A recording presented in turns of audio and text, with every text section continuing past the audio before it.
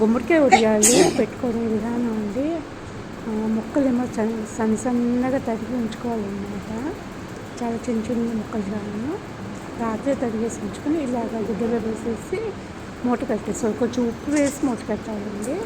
అప్పుడు ఏంటంటే అందులో ఉన్న నీరంతా బయటకు వెళ్ళిపోతుంది అన్నమాట. ఉప్పు వేయడం మర్చిపోకండి. పెట్టేసేసి దాని మీద పొరుగు పెట్టి ఉంచేసేస్తే కనుక చక్కగా ఇలా పొడి పొడిలు ఆడుతూ వస్తాయన్నమాట. గుమ్మడికాయ ముక్కలన్నీ సన్నగా కోరినట్టు తరిగాను చూడండి. ఇట్లా చిన్న చిన్నగా ఉంటాయి. ఏంటంటే వడియం తినేటప్పుడు మనకి గుల్లగా ఉంటుందన్నమాట. పెద్ద పెద్ద ముక్కలు తరిగేస్తే కనుక పిండి సరిగ్గా పట్టక సరిగ్గా రావు వడియాలు. ఇట్లా మంచిగా పెడితే బాగుంటుంది. దీనికి ఒక పెద్ద గుమ్మడికాయ అండి. దీనికి ఒక 3 డబ్బాలు అంటే 30 సేరు పప్పు పోసాను అన్నమాట. అంటే నేను ఎలా పెడతానంటే ముక్కలు ఎక్కువ పిండి తక్కువ అన్నమాట. అప్పుడు ఏంటంటే చక్కగా మంచిగా గుల్లగా వస్తుంది అన్నమాట వడియం. అందుకని ముక్కల్లో ఏం చేస్తానంటే పిండి కొంచెం కొంచెం చూసుకుంటూ కలుపుతానండి. ఒకేసారి కలిపాను అన్నమాట.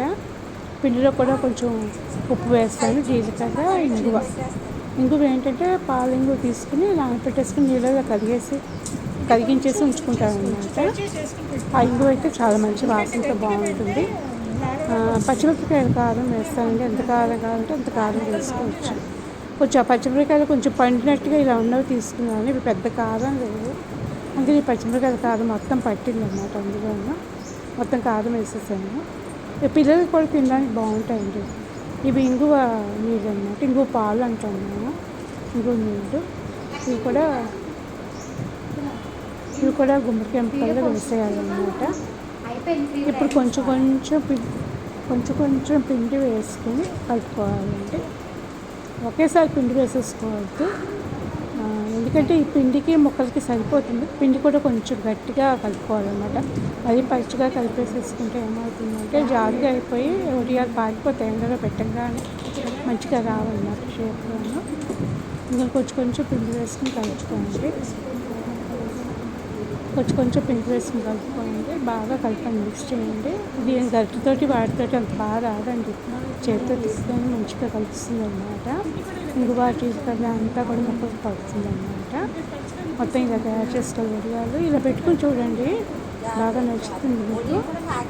పిండి కొంచెం తక్కువ, ముక్కలు బాగా ఎక్కువ ఉండాలి. గట్టిగా పిండి కలుపుకోవాలన్నమాట.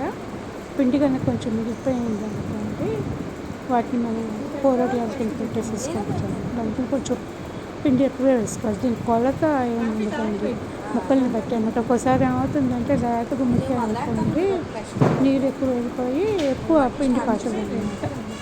అదే అందుకని మీరు చూసి జాగ్రత్తగా వేసుకోండి. అప్పుడు మీకు గుమ్మడికాయ చాలా బాగా వస్తాయి. మీరు ఇలా పెట్టుకుంటారని నేను అనుకుంటున్నాను. జార్ కాకుండా కలుపుకోండి. ఇట్లా మొత్తం కలిపేసిన తర్వాత ఒక ప్లాస్టిక్ షీట్ తీసుకుని మంచం మీద కానీ కింద కానీ పరిచేసేసి దుమ్ము పట్టకుండా పెట్టుకోవాలి. ఇప్పటి ఎండలకి అయితే మాత్రం ఇదిగో ఒక రోజులో ఇలా నిండిపోయాయి. మంచిగా అయిపోయింది. ఇలా ప్లాస్టిక్ షీట్ మీద పెట్టి మధ్యాహ్నం వేసరికి ఇలా తిప్పాను అన్నమాట. ఒకవైపు ఎండి ఒకవైపు ఎండకుండా ఉంటాయని ఇలా తిప్పేసరికి మంచిగా